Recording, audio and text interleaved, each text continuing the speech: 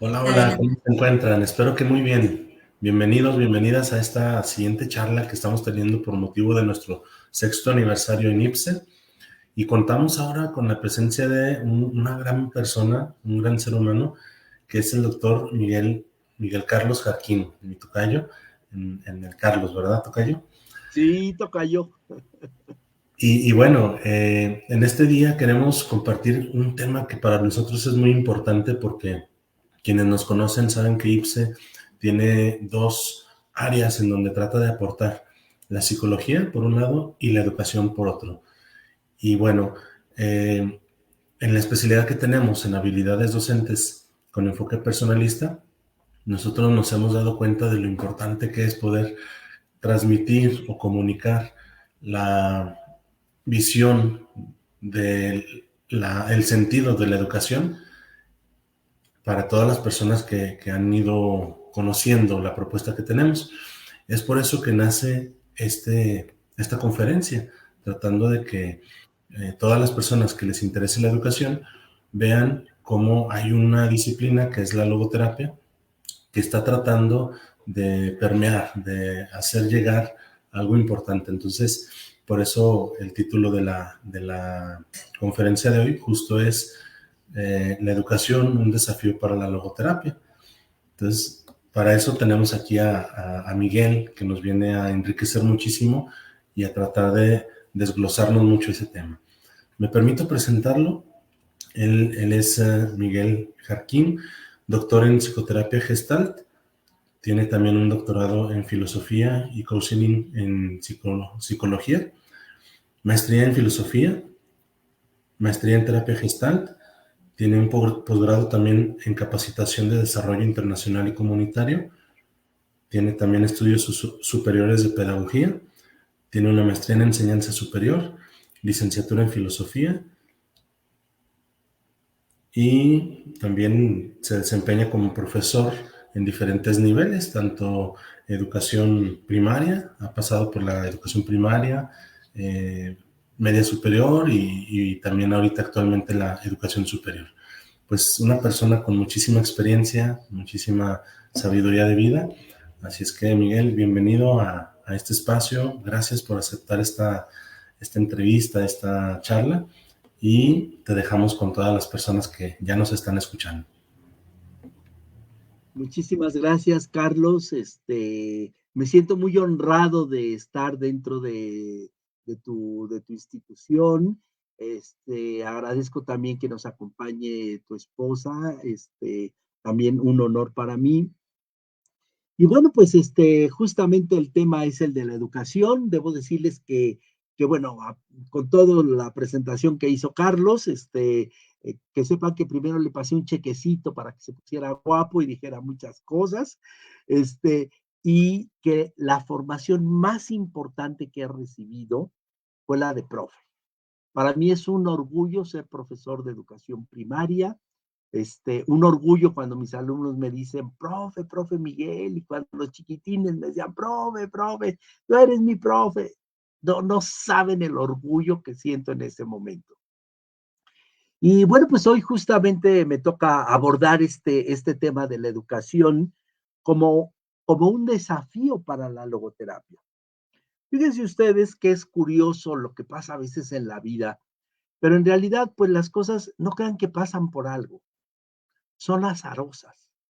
Somos nosotros quienes hacemos que pasen por algo. Y por eso voy a traer el año de 1905. El año de 1905 para mi vida es un año relevante, porque ese año nació uno de mis literatos a quienes amo, admiro, persigo, leo y releo. Se llama Jean-Paul Sartre. De él aprendí lo que es la literatura comprometida. Con él y con otros pensadores de la fenomenología existencial, confirmé lo que es el sentido. El tema del sentido no llegó a mí por Víctor Frank, ya venía caminando conmigo. El segundo personaje que nace el mismo año es Emmanuel Mounier. Y Emmanuel Mounier es el fundador del personalismo comunitario. Y de él tomé una, una, una idea básica que me parece fundamental, y es el respeto incondicional a la dignidad de persona.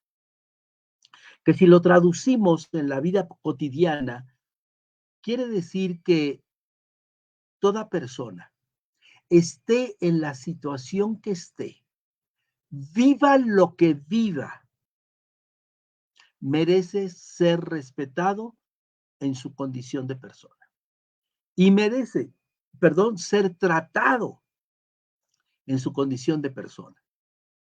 Y bueno, el mismo año nace Víctor Frank, fundador de la logoterapia. Y bueno, pues me encontré con ellos en momentos diferentes. El primero de ellos me lo encontré cuando yo empezaba la secundaria y empecé a leer a los literatos de la filosofía existencial, Sartre, Simone de Beauvoir, Gabriel Marcel, etcétera. Unos poquitos años después, casi como 3 años después, me encuentro con Emmanuel Mounier, y otros añitos más, ya ahí sí ya fueron casi como 5 o 6, al inicio de la década de los 70, por ahí de 1971, 72, una cosa así, me encuentro con Víctor Frank. Mi primer encuentro con él fue a través de los textos, de los libros. Mi segundo encuentro con él será personal. Tuve oportunidad de conocerlo en una charla que dio en la Ciudad de México allá por 1978. Pero para ese tiempo yo ya lo había leído. Y había leído lo que más o menos se conseguía en esa época en español o algún texto que yo pudiera entender en francés o en italiano, en fin. No sé alemán y eso hizo que no pudiera yo llegar a él directamente en alemán. Voy al primer encuentro. Resulta ser que yo estudiaba efectivamente la licenciatura en filosofía en un instituto que en aquella época se llamaba Instituto Panamericano de Humanidades, que con el tiempo evolucionó y se llamó, hoy existe y se llama Universidad Panamericana. Estando en mi licenciatura, al entrar en un semestre, ahorita la verdad no me acuerdo cuál fue, llegaron nuestros profesores. En aquel tiempo se acostumbraba que le daban a uno el programa y le decían a uno los libros que íbamos a leer. Bueno, arrancaba el semestre. En esa ocasión llegó el licenciado que nos daría clase, un maestro a quien recuerdo muy bien, Francisco Ugarte, y resulta que él nos iba a dar la materia de antropología. Y que nos dice, pues el libro que vamos a llevar es un libro que se llama Psicoanálisis y Existencialismo de Víctor Frankl. El nombre me encantó porque yo amo la hermenéutica psicoanalítica. No estoy de acuerdo con ella, no milito en el movimiento psicoanalítico, pero me encanta su disciplina, su trabajo, su seriedad. Y dije, bien, primera parte del título, me encanta. Segunda, existencialismo. Bueno, yo ya para ese tiempo había leído a Gabriel Marcel, había leído a Sartre, había leído a Jaspers, a Heidegger, a una infinidad de autores del pensamiento existencial. Así es de que dije, segunda parte del título, bienvenido. Y y el autor, ahí sí dije, sácatelas, ahí sí ya perdí el partido porque no tengo la menor idea de quién sea este señor. Y bueno, el maestro nos dijo que el libro estaba publicado por el Fondo de Cultura Económica. En aquel tiempo parece ser que el doctor, el fondo estaba traduciendo obras a muy buen precio, etcétera. Y yo dije, me voy a la librería. Y ahí voy directamente al fondo. Y efectivamente estaba el librito. El librito es una cosa chiquita. Aquí pueden ver mi libro, vean de qué año es el pobrecito, todo viejo, todo marcado, etcétera. Pues ahí voy a comprar mi libro. Y cuando lo empiezo a leer, la contraportada y eso, dije, ah, caray, ¿esto qué tiene que ver con la antropología? Si esto es de psicoterapia. Yo hacía trabajo terapéutico, trabajo de rehabilitación, porque me dedicaba a la educación especial. Yo tenía ya muchos años trabajando en educación especial. Entonces sí sabía que había una liga por ahí muy importante, pero como que un trabajo de psiquiatría y un trabajo de un austriaco y como que en ese momento dije, ¿y esto qué hace en mi clase de antropología? O sea, como que de momento nada que ver. Empiezo a leer y con lo primero que me encuentro es que el título era un pésimo título. Era muy bonito, era muy atractivo, pero no tenía nada que ver con la obra. La obra en el original en alemán, si lo tradujéramos de manera libre, yo diría que es como el atender con cuidado al paciente. La palabra cuidado es una palabra muy importante porque ustedes saben que por un lado viene de Heidegger y tiene que ver con la angustia, con la preocupación, pero en Heidegger es una visión individualista. Yo me tengo que apurar por mí mismo, yo me tengo que preocupar por mí mismo. En aquel tiempo recién acababa yo de descubrir a un autor que se llama Emmanuel Levinas, que más tarde lo voy a leer con más calma y más detenimiento. Y él desciende del pensamiento de Gabriel Marcel. Y Gabriel Marcel le da un giro al tema del cuidado con una palabra que se llama disponibilidad. ¿Qué es la disponibilidad? Es abrir el corazón para hacer un hogar en el que el otro puede ser bienvenido, el otro puede ser recibido. Y de ahí vendrá el tema famoso en Marcel de la hospitalidad. Y entonces dije, no, pues como que el título no, ya no me sonó. Me gusta, es un título muy bonito, muy comercial, pero no tiene nada que ver con el tema, ¿no? Como que era otra cosa. Pero luego, ya leyendo al propio Víctor Frank y la introducción y todo, él habla de un movimiento de la época que es la cura de almas. ¿Y por qué la cura de almas? ¿Qué significa ese concepto?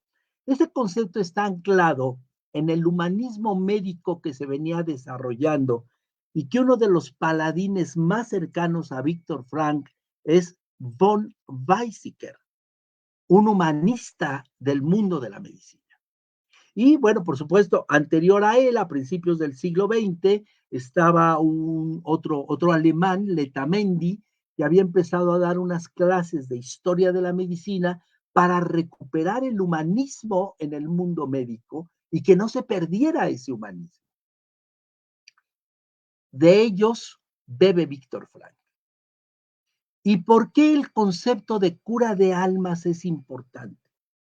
Porque hay otro autor a quien Víctor Frank leyó con detenimiento, lo cita en muchas ocasiones, y es Friedrich Nietzsche, quien muere en 1900, muy cercano a los 5 años en que nace Víctor Frank, ¿no? Claro que lo leería muchos años después. Y Nietzsche plantea algo muy interesante. El ser humano ha avanzado mucho y ha avanzado en el mundo de la salud, en el mundo médico, en el mundo de la sanación. Tanto que hoy hemos forjado un médico que es capaz de curar el cuerpo. Piensen ustedes los grandes avances del 19 en el mundo de la medicina, y bueno, no digamos el siglo XX, pero ahí no llegó Nietzsche. Nietzsche muere en 1900. Pero esos avances eran impactantes. A Nietzsche le toca cerrar el periodo del 19 con una sensación de fracaso terrible. Por un lado, éxitos en la ciencia, en la técnica, pero por otro lado, un fracaso terrible en el orden de la conciencia. Y aparece lo que se llama el mal del siglo, la conciencia herida, la conciencia rota. Y entonces Nietzsche hace una pregunta.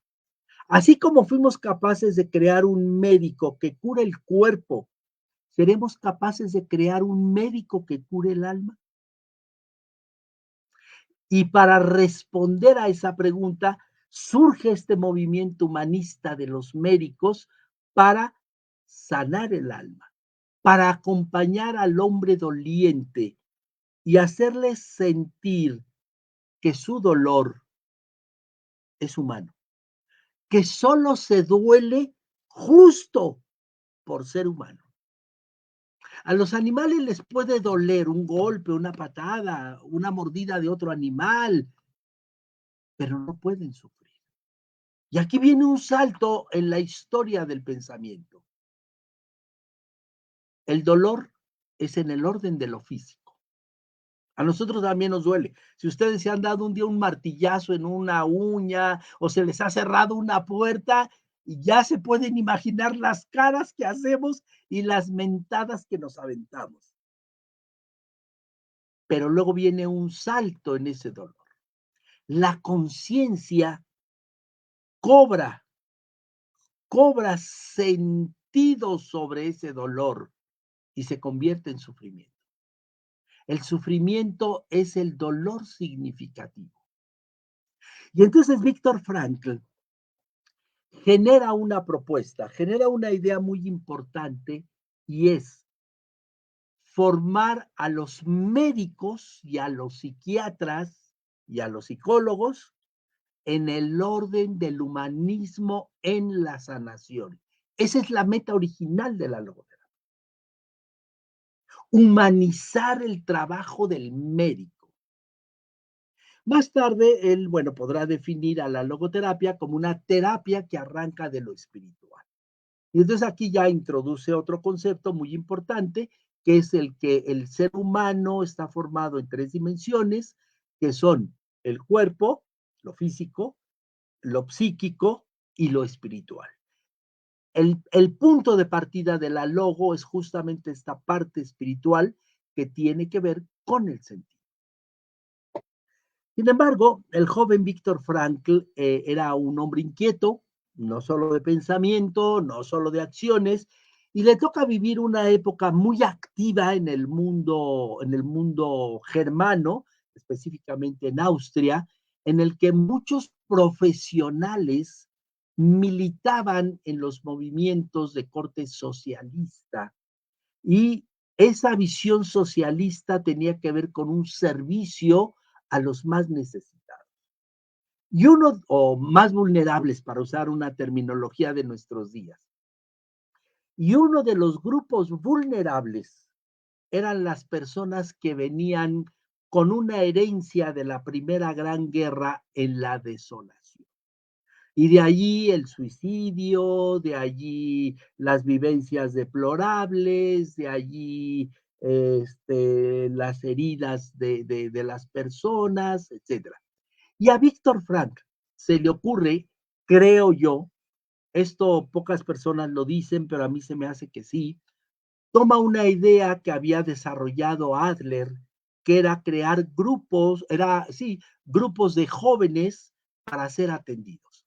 Y Víctor Frank creo que sigue esta misma idea y crea una serie de grupos en diferentes condados de Austria y tienen un exitazo en ese momento, tanto que él recibirá un honor por el gobierno por ese trabajo que está haciendo. Muchas personas creen que la logoterapia nace en los campos de concentración. Y claro, el siguiente libro, no fue el siguiente que leí, yo leí El hombre en busca de sentido casi como hasta 3 libros después, porque primero está el de Ante el vacío existencial, luego La voluntad de sentido, y ya luego dije, bueno, pues voy a leer el del hombre en busca de sentido, y me encontré con que era un bestseller, era un libro impactantísimo, etcétera.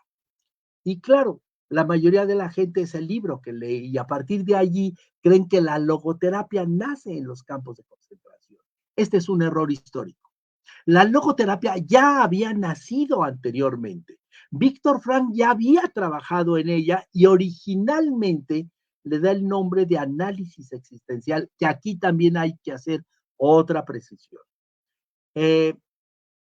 Han hecho venir la palabra análisis existencial de una palabra alemana que es Daseinanalysis, que fue algo que fue un método de interpretación y casuística que desarrolla Ludwig Wittgenstein y luego lo completa Medard Voss y luego van a seguir una serie de autores muy importantes como Ronald Lange, Irving Strauss, etcétera. Sin embargo, en español se perdió la traducción original, que no viene no viene de Binswanger, que a su vez viene de Heidegger, sino que viene de Karl Jaspers. Y el término es existenz-análisis. Al traducirse al español, los juntaron como si fuera lo mismo. Bueno, ya me he puesto la tarea, el doctor Roberto Mucci, que también estará con nosotros en este festejo, nos ha invitado a escribir un libro con un grupo de logoterapeutas. Creo que tú también estás ahí, Carlos, ya no estoy seguro si estás o no, creo que sí, ¿verdad? Bueno, yo originalmente había dado un nombre, fue un error de comprensión, ya lo mandé a hacer y mi trabajo se va a llamar del Dasein-Análisis al Existenz-Análisis, un diálogo abierto. Ahí tenemos tarea y tenemos una tarea grande. Ya existía eso antes del campo de concentración. Ya existía el concepto de logoterapia en Viktor Frankl. ¿Qué hizo el campo de concentración? El campo de concentración se convirtió, si me permiten la expresión, en un laboratorio de experimentación, en donde Viktor Frankl pudo ver que sí funcionaba el asunto, que sí caminaba, que sí tenía futuro. Y entonces cuando él sale y se da cuenta que sobrevive, pues ahora la tarea es sistematizar lo que ya estaba allí. Y bueno, se dedica a escribir una serie de trabajos. Algunos los dictó. Yo tuve la fortuna, además de conocerlo a él, estar con su esposa ahora en el verano anterior a la pandemia. Y bueno, ahí tuvimos oportunidad de platicar y Eli, su esposa, me decía, es que Víctor más bien dictaba, él no escribía, él dictaba. Y bueno, de hecho se sentó donde ella se ponía a escribir en la máquina y enfrente se sentaba Víctor, ¿no? Afortunadamente, surge una logoterapeuta que forman parte del grupo que se llaman los pioneros de la logoterapia y se llama Elizabeth Lucas. Y ella, emocionadísima con el descubrimiento de la logo y lo que lograba hacer, se dedica a trabajar en darle un orden científico, experimental al trabajo de la logoterapia.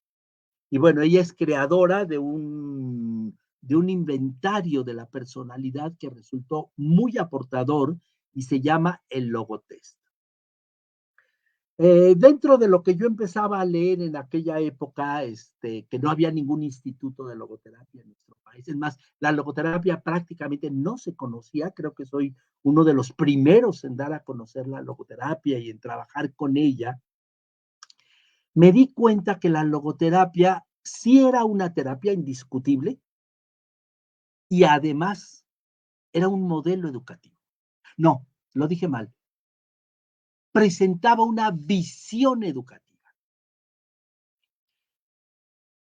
Descubrir el sentido de vida no es un acto automático de me enchufas a la luz y se me prende el foco, ¿verdad? Como decimos, y el foco ilumina. Papas, no es cierto. El sentido de vida es una construcción interior que tiene que ver con el trabajo personal de la conciencia. Yo ya lo había vivido, yo ya sabía de qué se trataba. Y en ese momento, cuando lo veo con Víctor Frankl, dije, qué padre, porque él pone cosas muy sencillas, muy prácticas, para que ese sentido de vida se fuera descubriendo en lo cotidiano. Y entonces dije, de aquí soy. En aquel tiempo yo ya daba clases en algunas normales de nuestro país, daba en la normal de primaria, la normal de preescolar, daba clases en la normal superior en el verano, daba clases en varias universidades, la Universidad La Salle, el ITAM, la Universidad del Tepeyac. Yo era de los que en aquel tiempo nos llamaban profesores taxistas. Porque andábamos de un lado para otro, dábamos clase en un lado, dábamos clase en otro lado. Yo tenía la fortuna de que mis directores me querían mucho y me acomodaban los horarios de tal manera que cuando era el receso, yo salía corriendo para irme a la otra universidad y cuando se daba el otro receso venía para la siguiente. en la tarde. La verdad fue un tiempo muy interesante para mí. Y ahí empecé a trabajar con este tema del sentido de vida en los muchachos, en la universidad, en la prepa, pero el reto más grande fue cuando me invitan a trabajar ya oficialmente en educación especial y me invitan para empezar por dar pláticas sobre el sentido de la persona, el valor, no, no el sentido, el valor de la persona. Y entonces yo daba pláticas a los maestros que trabajaban con personas con deficiencia mental. Uso el término de aquella época, hoy se usa otro término que es el de discapacidad intelectual, un mal término, debo decir, pero bueno, ahorita no es nuestro tema. Y empecé a trabajar con los profes. Y a partir de allí la gente se entusiasmaba y me hacían una pregunta. Oye, Miguel, a ver, entiendo muy claro que yo como profe debo, Emmanuel Munier, respetar la dignidad de manera incondicional en la persona del deficiente mental. Primer punto. Pero segundo punto, cuando hablas del sentido, a mí me queda claro que aplicado al profe, yo tengo un sentido de vida práctico, concreto, en mi desempeño como profesor. Pero la persona con deficiencia mental tiene un sentido. El deterioro de su órgano permite que la conciencia tenga un sentido. Aquí estaba el punto clave. Aquí estaba el punto clave. Porque claro, con los profes aquello era papita, era pan comido. Pues, los profes son de los que más viven el sentido de vida, puta, o sea, son vanguardia en ese tema. La historia de la educación está hecha como una historia de la búsqueda de significados en el ser humano. La cultura es producto de la significación en el ser humano. Pero ¿y la deficiencia mental cómo le hace? Y bueno, yo sé que mucha gente dice, ay, hay algunos deficientes mentales, por ejemplo, las personas con síndrome de Down, tan bonitos, tan amorosos, tan cariñosos, tan... Claro, porque estás hablando de los limítrofes, de los que tienen un contacto fácil con la persona, pero vete a las personas medias o profundas y a ver qué pasa, a ver qué pasa. Yo tuve la fortuna de conocer, bueno, no de conocer personalmente, por carta a la esposa de Emmanuel Munier, a esta Paulette Leclerc de Munier, y ellos contaban de la deficiencia mental de su primera hija, François.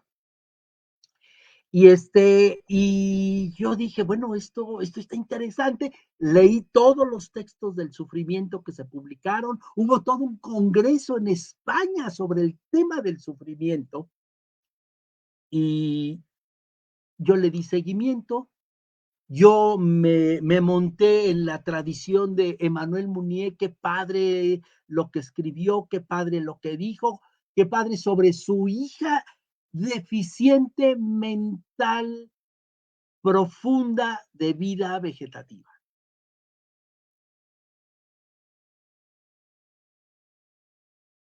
Pasan los años y en la década de los 80 me voy a vivir a Durango y me invitan a dirigir una casa, a dirigir una asociación para padres de familia con hijos con deficiencia mental o con hermanos o familiares con deficiencia mental.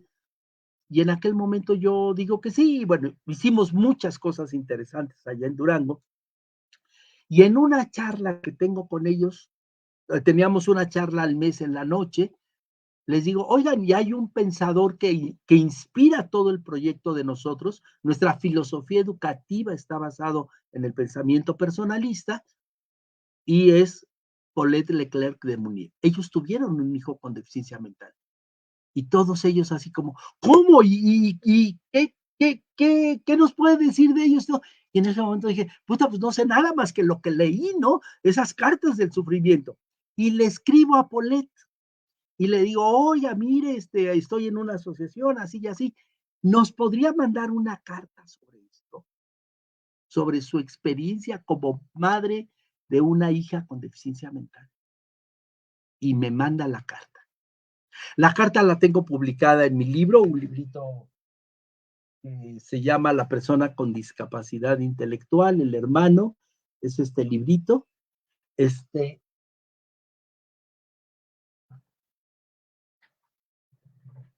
Y en la carta es sorprendente. Pero lo primero es que resulta, fíjense qué interesante, que Manuel Munier no estuvo con su hija más que muy poquito tiempo, porque él en ese tiempo estaba encarcelado porque lo acusan de ser el dirigente de la resistencia francesa. Luego ya le permiten salir y queda encarcelado en la ciudad, se va a vivir a un lugar donde quería crear una comunidad que se llama Châtenay-Malabry, y ahí le tocó estar un tiempecito muy pequeño con su hija, porque él muere en 1950. Curioso los años, ¿verdad? Es el año que yo nací, 1950. Y entonces, Paulette me dice, y mi hija François sobrevivió hasta los 19 años de edad. Ella fue la que la atendió. Ella fue la que la cuidó. Y en ningún momento pasó por su mente dudar que en el corazón de ese cuerpo roto y destrozado habitaba un sentido de la vida. Y yo me la jugué también. Y dije, yo también creo en eso, yo también estoy seguro de eso. Y allá en Durango se va a juntar esta posibilidad del sentido de vida, el planteamiento de Víctor Frank, y el de la dignidad de Manuel Munier. Y una familia, una pareja, mejor dicho, platican conmigo y me dicen que si era posible que yo atendiera a su hijo. Yo muy salsa, ¿verdad? Ay, claro que sí, con mucho gusto. Cuando llego el primer día, Cristo de la Mácara, me encuentro con que cuando me pasan a la recámara donde está el muchacho, se llamaba Poncho, pues era un joven de 16 años, con deficiencia mental profunda, de vida vegetativa, no tenía ojos en las cuencas, no oía, no hablaba, o sea, no había forma de tener contacto con él aparentemente.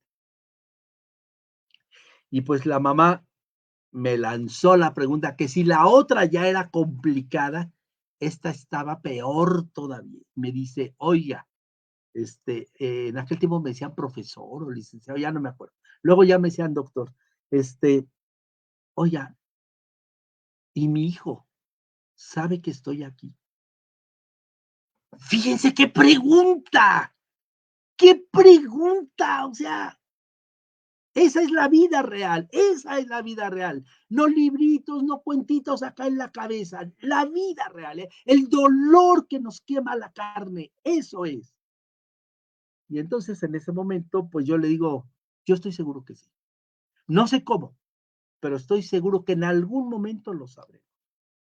Bueno, pues yo iba 2 días a la semana a visitar a Poncho. A mí se me ocurrió llevarme mi guitarra y ahí le cantaba muy mal, porque canto muy mal, pero ¿qué me importa? Le daba un masajito y me ponía a platicar. Yo en ese tiempo compartía 2 actividades, la de la deficiencia mental y ya era rector de la universidad en Durango, la José Vasconcelos. Y bueno, pues llegaba, estacionaba mi carro. Durango es un lugar de calor terrible en la época de calor y de frío terrorífico.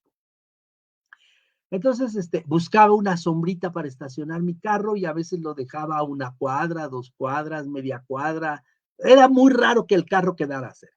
Bueno, casi después de 6 meses, no recuerdo cuánto tiempo, pero más o menos, un día llego, toco bueno, otro detalle, en Durango la gente no es muy, muy cercana, como de abrazar, de tocar, etcétera. Son más bien como que guardadores de su distancia, etcétera, ¿no? Bueno, a lo mejor ustedes lo conocen, están muy cerquita ahí yo tengo que pasar por Aguascalientes para ir a Durango, a menos que me vaya por la carretera vieja, ¿no? Y entonces, resulta ser que toco y automáticamente abre la puerta a la señora y me abraza y me dice, Poncho sabe, Poncho sabe. Y yo en ese momento así como, pues, ¿qué sabe, verdad? Y le digo, ¿cómo? Sí, dice, Poncho sabe que estoy aquí. Y le digo, ¿y cómo sabe? Y dice, pues resulta que su coche, yo tenía un coche ya viejito, cada vez más viejito el pobre y medio destartalado. No sé si se acuerdan ustedes que antes cuando se apagaba el motor, el coche seguía vibrando un poquito, ¿no? Y saltaba. Y dice, cuando Poncho escucha su coche, empieza a saltar en la cama. Él sabe que usted viene.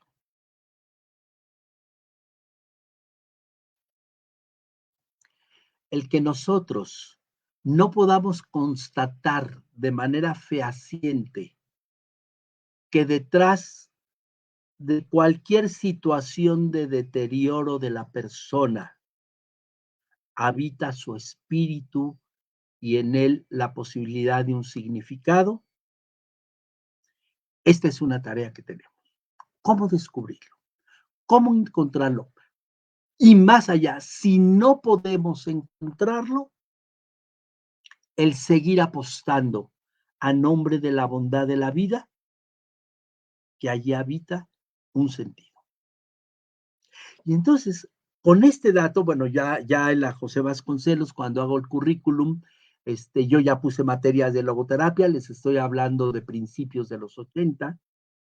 Ya esta logoterapia la había puesto en algunas de las universidades donde daba clase, en la normal superior tenía yo la materia de ética y la de filosofía, ¿cómo se llamaba? Filosofía de la persona, no me acuerdo cómo se llamaba, pero era la clase de filosofía y ahí, por supuesto, veíamos el tema del sentido, pues ahora con mayor razón, y me quedaba muy claro que la logoterapia, además de ser una terapia, era una visión educativa. Tenía que ver con la formación de la persona.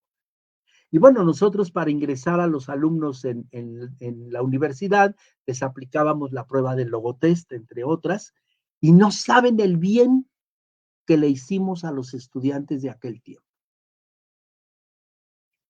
Jamás tuvimos problemas de adicciones en la universidad, jamás tuvimos problemas de depresiones, jamás problemas de suicidio, jamás problemas de delincuencia, al contrario. Hoy la mayoría de los alumnos de aquella época son directores de centros terapéuticos, de clínicas, son los que iban para el área de la educación, son directores de orientación educativa y lo más interesante es que, ¿qué creen? Que ahora me invitan a trabajar con ellos. Y me siento muy orgulloso porque ahora mis alumnos son mis jefes. La verdadera educación es que el alumno supere a su maestro y lo supere de verdad. Y así fue. La Universidad Vasconcelos se convirtió en un nicho que estaba montado en estos dos pilares básicos: respeto incondicional a la dignidad de persona y el sentido de la vida.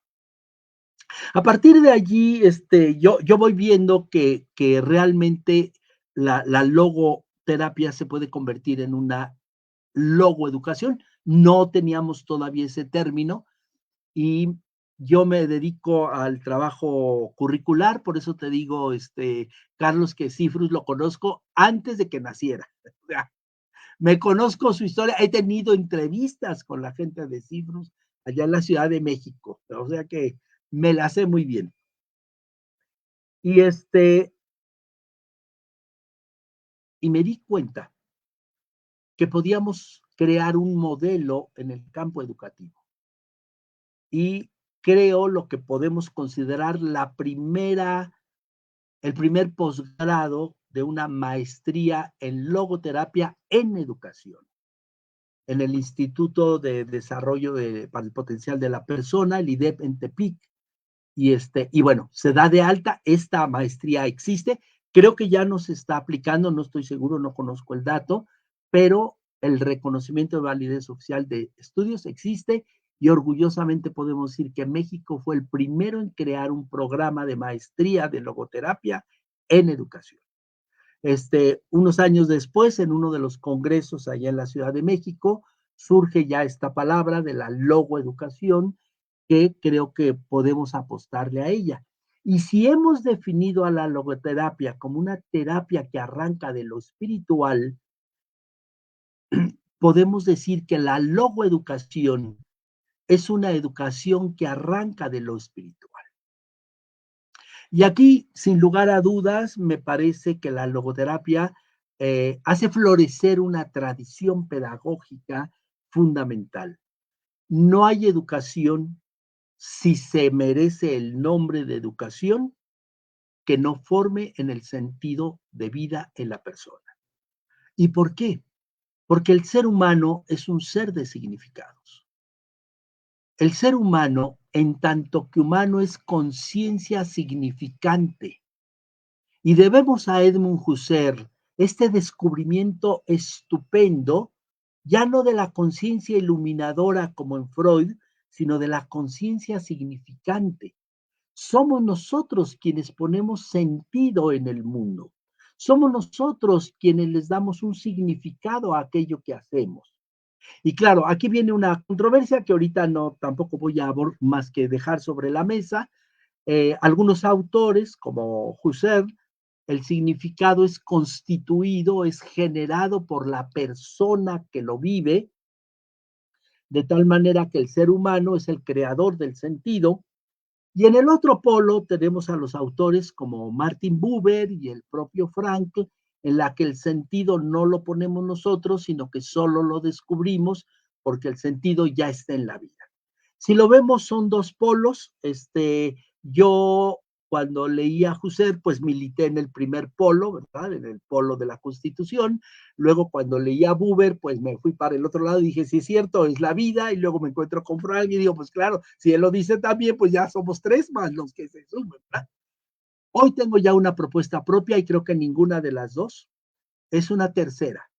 Me parece que el sentido es la fecundación de la relación entre el sujeto que significa y los objetos significados. Y en ese encuentro se da la fecundación. Y a partir de aquí, yo planteo un enfoque nuevo que estoy creando al que llamo el enfoque centrado en el nosotros. Y en el campo de la logoterapia y en el trabajo terapéutico he cambiado la pregunta de ¿qué sentido tiene tu vida? Por a la luz de qué amores actuales tiene sentido tu vida.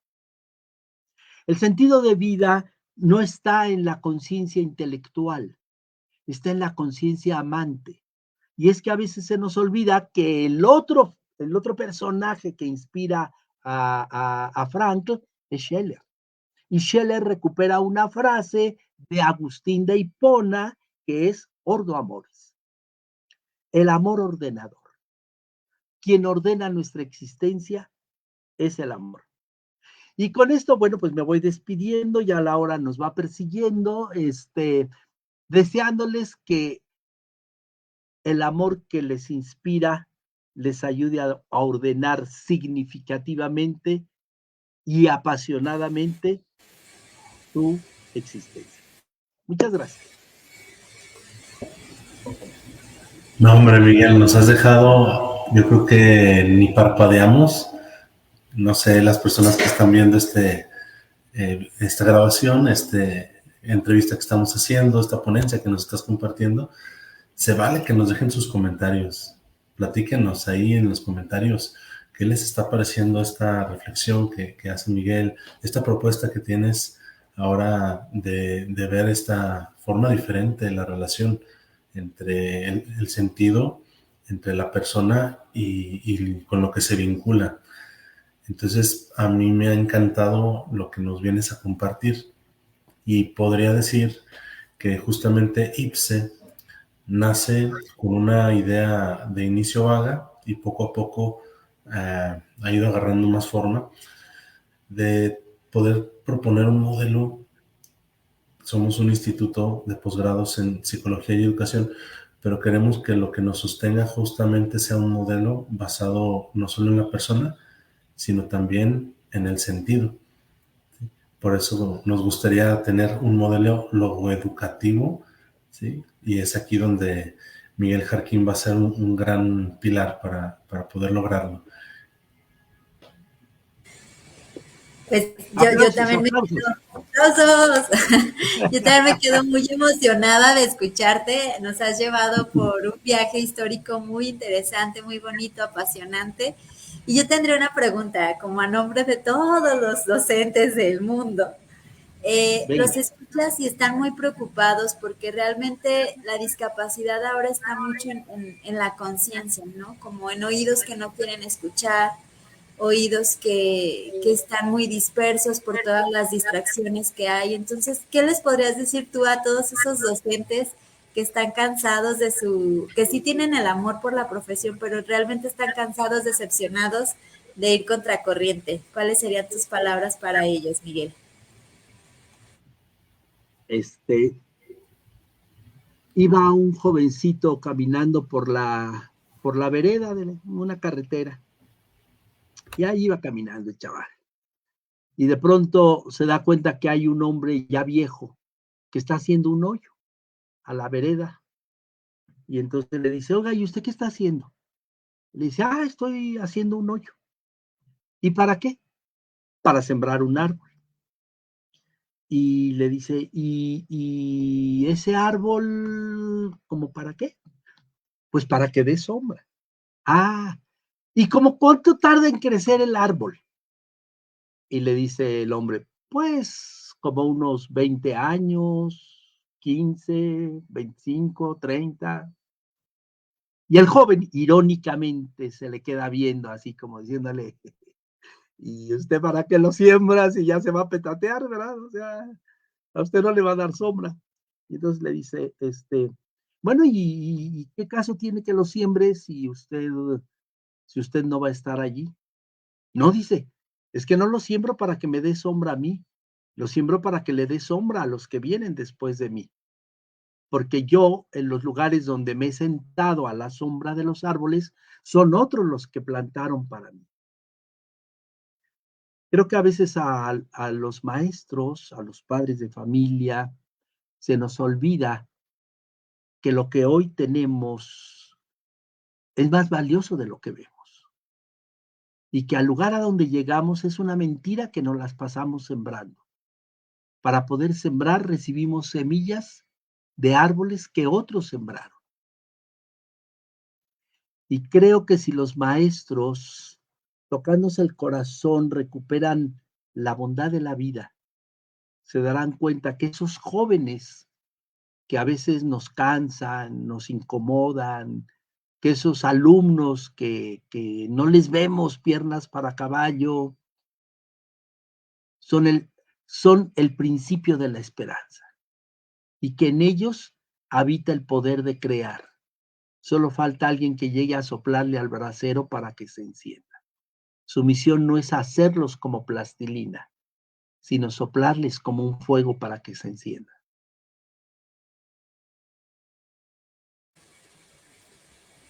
No, pues, muchísimas gracias, Miguel. Ahí está el mensaje para todos los docentes que se conectaron, que están por ahí, agentes educativos y pues todas las personas que de alguna manera queremos transformar y como bien dices, ¿no? Esas semillitas que llegan a nuestras manos, alguien más también ya trabajó por ellas y ahora nos toca poner ese granito de arena. Y pues el tiempo apremia, de verdad ha sido una charla maravillosa. De hecho, cerramos, creo que con esta charla, el festejo de este sexto aniversario. No porque nosotros lo hayamos sembrado, sino porque estamos compartiendo justo los logros de mucha gente que como tú, pues también se abre y se dona en este servicio a la educación. Entonces, de todo corazón, muchísimas gracias, Miguel, por ser parte de este festejo. Encantado y felicidades a IPSE y bueno, a ustedes que encarnan IPSE. Gracias, gracias. Y Muchas hay un gracias. libro nada más comercial, ¿no? Hay un libro por ahí, Miguel, que está por salir. No, ya salió. Ya salió, ya salió. Ya salió, sí, ya está aquí vivito y coleando, mira. A ver, presúmenos. Ahí está. Pasión por la vida. Ya, ¿Dónde lo podemos buscar? ¿Dónde lo conseguimos?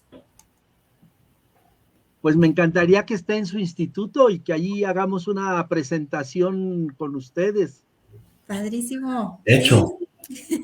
Que anoten aquí quién viene a Aguascalientes a la presentación del libro, estaría padrísimo, sí. Que se vayan apuntando, ¿verdad, Marisol? Claro que sí. Muchas gracias, Carlos. No sé si tengas un comentario.